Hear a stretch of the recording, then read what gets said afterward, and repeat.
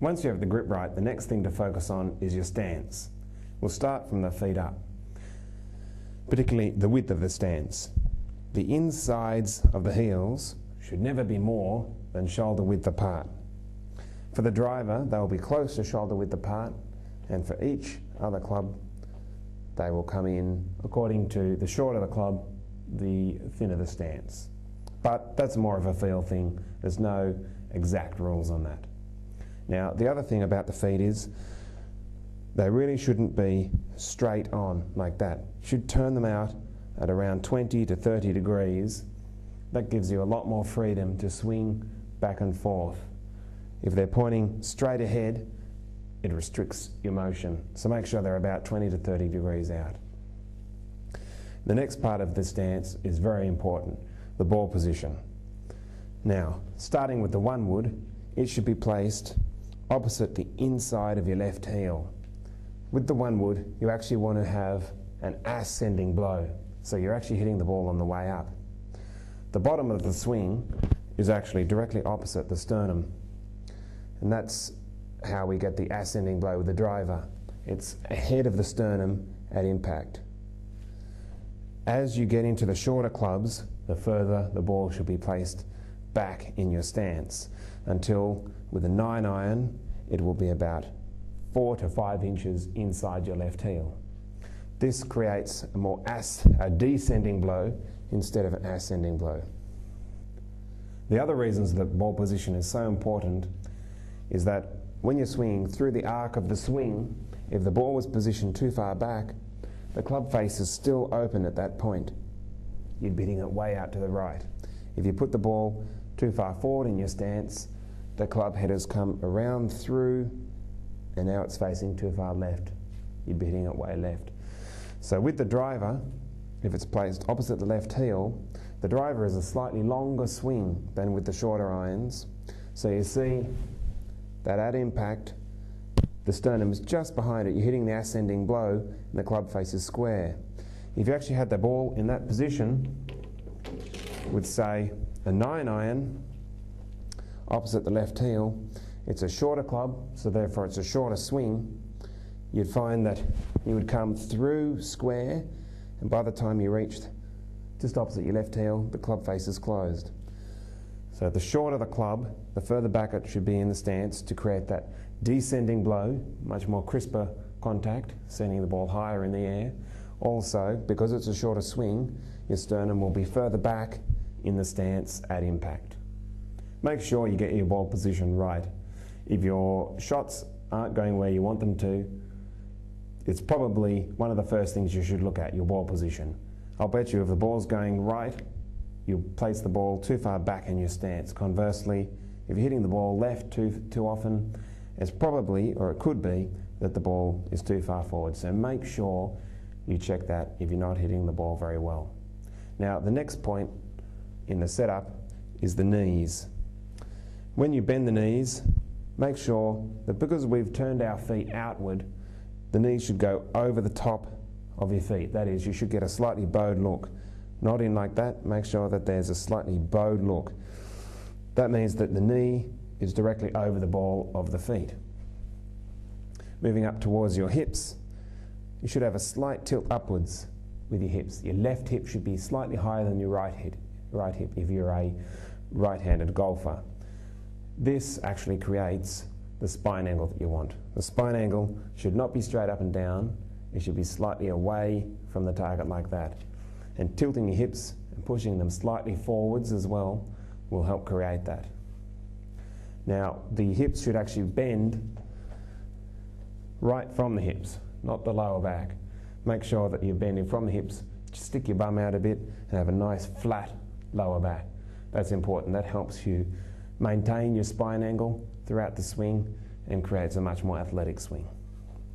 Now, moving up from there, the spine angle, as I just mentioned, should be just slightly back from straight up and down. Make sure it is slightly back. And you create that, as I said, by tilting the hips slightly up, putting them slightly forward. And the spine angle should be slightly back like that. After you've got your spine angle correct, that is slightly tilted away from the target, the next point to think about is your head. Particularly make sure that the chin is up and slightly to the right. This allows the shoulders to turn freely underneath the chin. If the chin is down, when you turn back, your head's got to turn with it. Or if you're going to keep your head relatively still, you won't be able to make a full shoulder turn. So make sure the chin is tilted up and slightly to the right.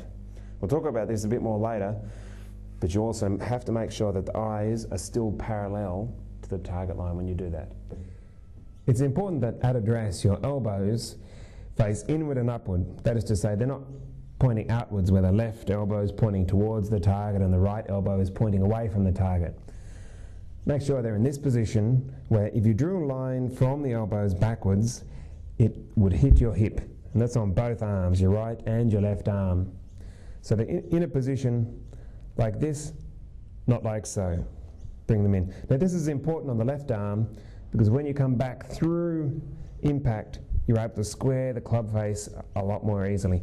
If the elbow is pointing out towards the target, it's very easy to leave the club face open when coming through impact. Also, with the right elbow pointing in towards that hip, that helps it fold correctly on the backswing. If it's pointing out away too far that way, you're going to get what's known as a flying elbow, like so. So make sure it's pointed towards your hips, you'll be able to fold it correctly. Now, the thing that a lot of golfers get into trouble with is the distance that the ball should be placed away from their body. A good reference point is that the upper part of the arms should be touching the chest.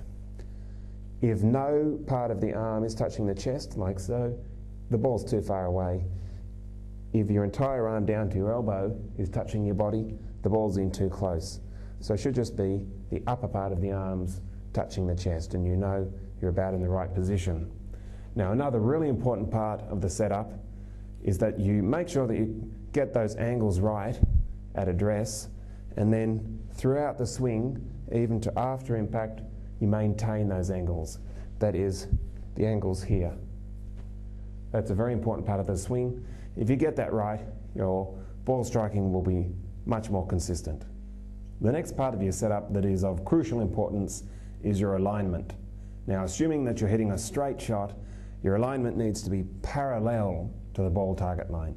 Now, the ball target line is simply a line drawn through the ball to your target, whether that be the flag or the middle of the fairway, hopefully not the lake. Now, you need to be parallel to that line, not pointing at the target. So make sure that you're parallel.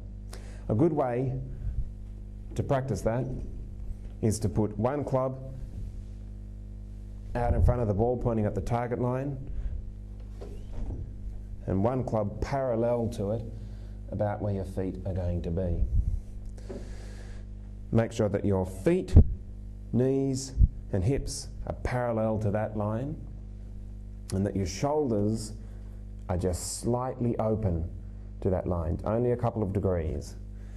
You also need to make sure that your eyes are in alignment with that. They've got to be parallel. Even when you've lifted your chin up and turned it to the right, make sure that your eyes are parallel. A good way to practice this is to put a club parallel with your eyes, and when you tilt it, you can see whether you're off to the right or to the left or parallel. That's very important. Now, of course, this may sound simple, but you've got to check every time that your club face is pointing directly at the target. That is of absolute importance. Just to show you this from another angle, the feet, knees and hips should all be parallel to the target line. The shoulders should be slightly open, not too far, not closed, just slightly open to the target line, and make sure that your eyes also are parallel to the target line.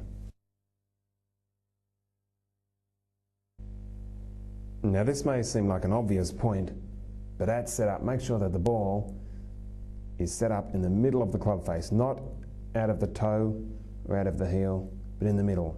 Also, with a wood up on a tee, particularly a one wood, start with the club hovering up off the ground, not grounded.